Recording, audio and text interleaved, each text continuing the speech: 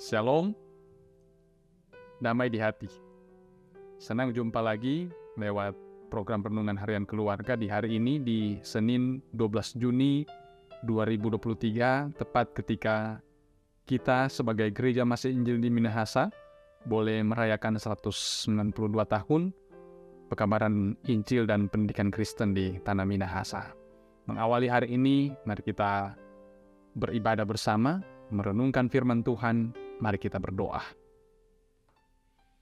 Terima kasih ya Tuhan, Engkau berkenan kami boleh ada di hari ini di 12 Juni 2023. Hari ini bagi kami sebagai Gereja Masih Injil di Minahasa, boleh bersyukur atas kebaikan Tuhan karena kami boleh merayakan 192 tahun pekabaran Injil dan pendidikan Kristen Gemim di Tanah Minahasa.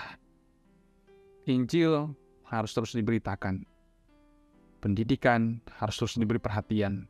Karena itu kami rindu selalu diterangi oleh sabda-Mu supaya kami terus berperan untuk memberitakan Injil dan memberi support pada pendidikan yang ada di dekat kami. Tuhan, kami menyadari akan kelemahan dan keterbatasan kami. Ampuni dan kasihani kami supaya kami layak belajar dari sabda-Mu, layak untuk kemudian menjadi alat-Mu, sarana-Mu, memberitakan Injil-Mu. Engkau berfirman dalam nama Yesus. Amin. Saudaraku, mari kita membaca Alkitab dalam Lukas pasal 5 ayat 2 dan ayat 3. Lukas 5 ayat 2 dan ayat 3 tertulis, ia melihat dua perahu di tepi pantai. Nelayan-nelayannya telah turun dan sedang membasuh jalannya. Ia naik ke dalam salah satu perahu itu, yaitu perahu Simon, dan menyuruh dia supaya menolakkan perahunya sedikit jauh dari pantai.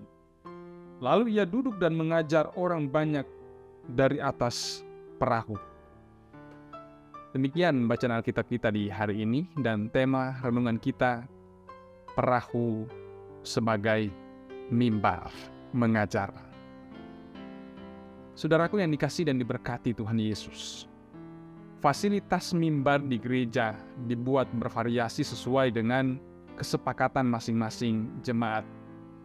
Salah satu kreasi jemaat dalam pembuatan mimbar untuk berkhotbah dan pengajaran, ada yang membentuk atau menyerupai perahu. Pada masa pandemi, mimbar-mimbar gereja ini dipindahkan ke rumah-rumah jemaat. Demikian pula ketika kita beribadah wisata. Mimbar gereja berpindah ke lokasi ibadah tersebut. Di sini kita melihat bahwa mimbar gereja sebagai sarana untuk mengajar, bukan hanya di gedung gereja. Dimanapun kita dapat mengajar dan memberitakan firman. Saudaraku yang dikasihi dan diberkati Tuhan Yesus, firman Tuhan hari ini menyebutkan bahwa Yesus Kristus mengajar dari atas perahu. Ia naik ke perahu Simon, mengajar banyak orang dan meyakinkan para nelayan serta orang banyak bahwa kehadirannya memberi berkat. Perahu adalah sarana yang dipakai Yesus Kristus memberitakan Injil Kerajaan Allah. Mengapa perahu yang dipergunakan oleh Yesus Kristus? Pertama, agar semua orang yang berkumpul di tepi danau dapat melihat wajah Yesus Kristus dan mendengarkan khotbahnya secara baik. Tindakan mendorong atau menolakkan perahu Simon itu sedikit jauh dari pantai membuat suara Yesus sedikit lebih kecil terdengar, namun sosoknya lebih mudah untuk dipandang.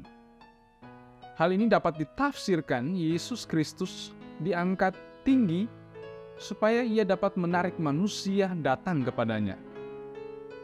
Kedua, Yesus Kristus menggunakan perahu sebagai sarana yang biasa digunakan oleh orang-orang yang akan dipanggil mengikutinya.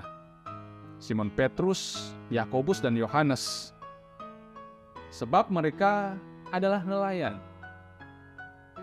Saudaraku yang dikasihi, hari ini khusus bagi kita Gereja Masih Injili di Minahasa, kita merayakan hari ulang tahun ke-192 Pekabaran Injil dan Pendidikan Kristen Gemim.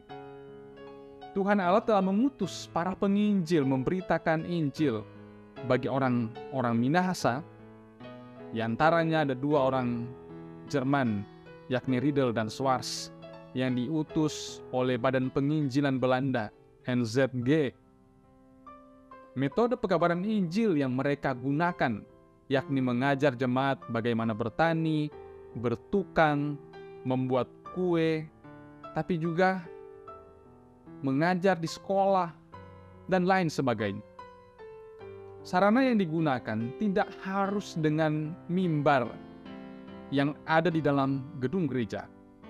Sama seperti Yesus Kristus yang menggunakan perahu sebagai sarana berkhotbah.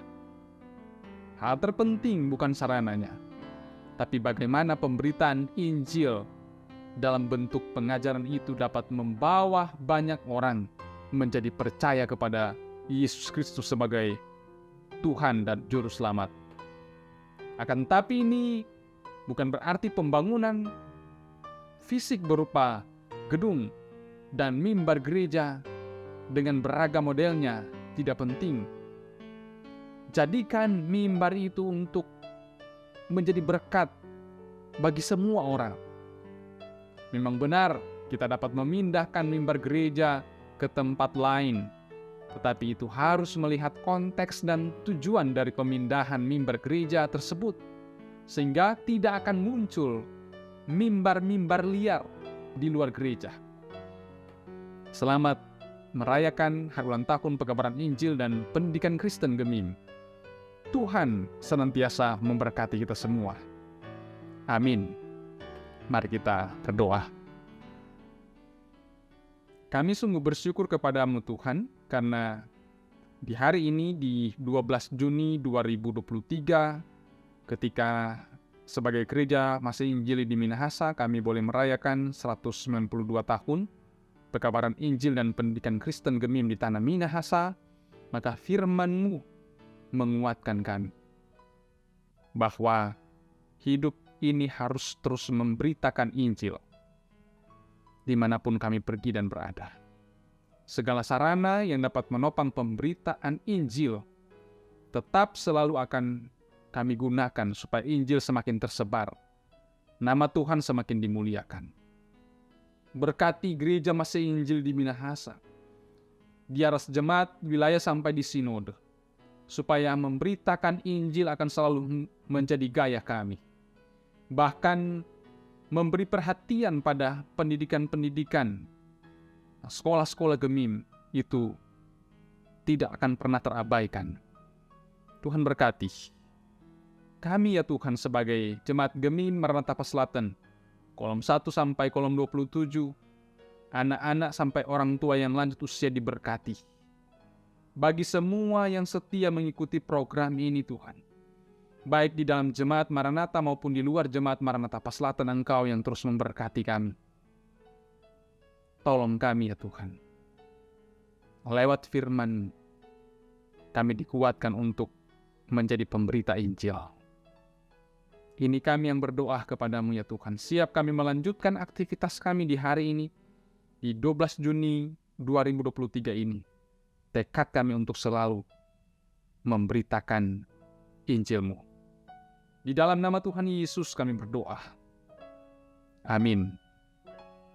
Saudaraku, demikian ibadah kita di hari ini.